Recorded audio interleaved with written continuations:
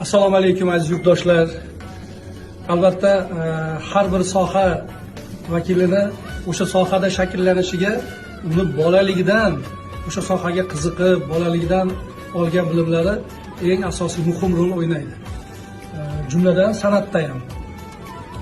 Bolaligidan san'atda musiqa maktabida o'qishi yoki shu sohaga bolaligidan yo'naltirilib to'g'ri bilim olishi san'atda ham juda ham zaruriy. Albatta endi san'atda unga qo'shimcha Tangri taolodan kelgan istidod, yuqtirilgan istidod bo'ladi, lekin shu istidodni shakllantirishda albatta oladigan bilimlari eng ahamiyatlisi. Bugun Farg'ona vodiysida yagona hisoblangan maqom ixtisoslashtirilgan maktab internati mana bir necha yillardan beri faoliyat olib boryapti. Bu joyda mana ko'z tegmasdan ochilganiga hech qancha bo'lib ulgurmasdan maqom Farg'ona maqom maktab internati respublika bo'yicha bo'lib o'tgan ko'rik tanlovlarda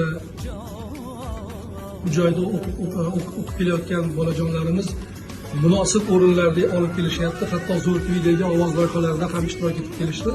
Shuning uchun men barcha ota-onalarni hamma narsani aslini tavsiya qilamiz-ku, asl aynimas deyiladi.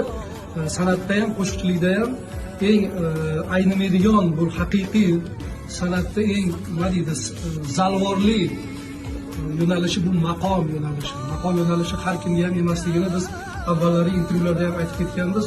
Shuning uchun mana inshaalloh Farg'ona maqom maktab internati ixtisoslashtirilgan maktab internatiga bu yil mana qabullar boshlangan. Ota-onalarimizni farzandlarini bo'ladigan istidodlarni bo'ladigan joyda o'qitishni hamma xohlaydi.